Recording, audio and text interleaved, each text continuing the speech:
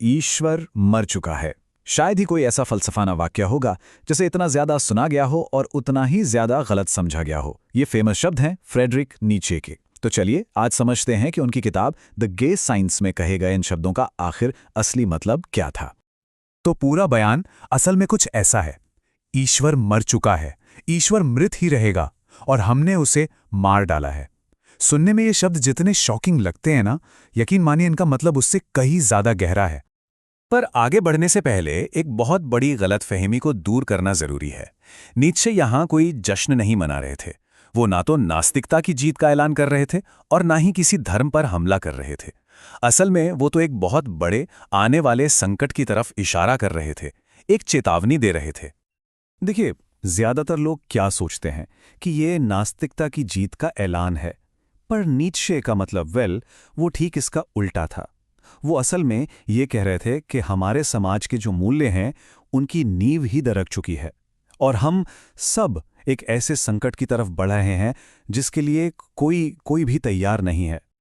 तो जब नीत्शे कहते हैं ईश्वर मर चुका है, तो उनका मतलब था कि जिस एक चीज पर हमारी नैतिकता, हमारे जीवन का मतलब, हमारे सारे मूल्य टिके हुए थे, यानी ईश्वर में विश्वास, वो विश्वास ही अब खत्म हो चुका है। इसे समझने के लिए चलिए एक इमारत का उदाहरण लेते हैं। सोचिए, सदियों तक पश्चिमी समाज की पूरी नैतिकता एक ही नींव पर, एक ही फाउंडेशन पर टिकी हुई थी। हजारों सालों तक यूरोप का पूरा विश्वास तंत्र बस एक विचार के इर्द गिर्द घूमता था कि ईश्वर है, वो हमें देख रहा है और वही हमारा न्याय करेगा। बस इसी एक विश्वास पर पूरा का पूरा समाज खड़ा था। और इसी विश्वास से सिर्फ धर्म नहीं निकला, समाज के नियम, सही गलत की पहचान यानी नैतिकता, सच क्या है और सबसे जरूरी जिंदगी का मकसद क्या है, ये सब कुछ उसी एक विश्वास से आया था। ये वो स्तंभ थे जिन पर सब कुछ टिका था। सिस्टम बहुत सिंपल था, है ना? कोई पूछे हत्या करना गलत क्यों है, जवाब सीधा था, क्योंकि ईश्वर ने कहा है। झूठ बोलना गलत क्यों है, क्योंकि ईश्वर ने मना किया है।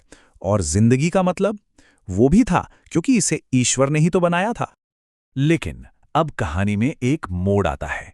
नीत्शे के समय तक विज्ञान और आधुनिक सोच ने ईश्वर के इस विचार को खासकर पढ़े लिखे तबके के लिए अविश्वसनीय सा बना दिया था।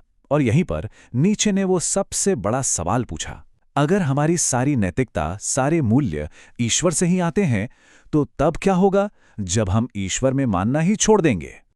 नीत्शे का तर्क ये था कि बहुत से लोगों को लगता है कि वो ईश्वर में मानना तो छोड़ सकते हैं, पर अपनी नैतिकता को बचाए रख सकते हैं। लेकिन नीत्शे के लिए ये नामुमकिन था। जरा सोचिए, अगर किसी इमारत की नींव ही हटा दी जाए तो क्या इमारत खड़ी रहेगी? नहीं, उसका गिरना तो तय है।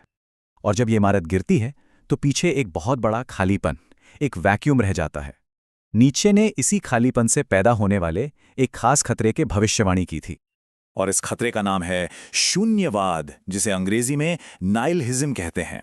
ये वो सोच है कि जीवन का कोई मतलब ही नहीं है, कुछ भी सही नहीं, कुछ भी गलत नहीं, कोई मकसद नहीं, कोई उद्देश्य नहीं, बस कुछ भी नहीं। नीत्शे की चेतावनी यही थी कि अगर लोगों ने अपने पुराने विश्वास तंत्र को छोड़ दिया और उसकी जगह कुछ नया नहीं बनाया, तो वो सीधे इस शून्यवाद के अंधेरे में खो जाएंगे।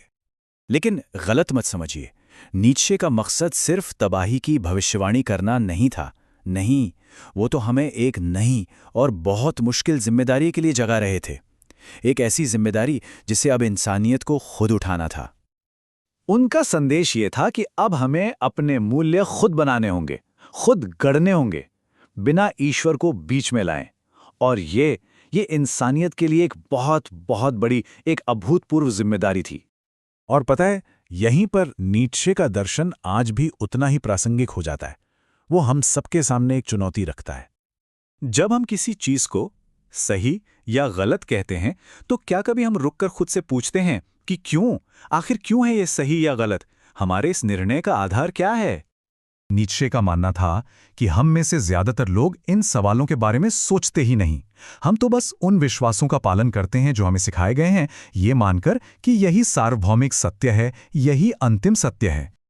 लेकिन अगर ईश्वर मर चुका है, जैसा नीत्शे ने कहा था, तो फिर तो कोई भी मूल्य अपने आप में सार्वभौमिक नहीं है।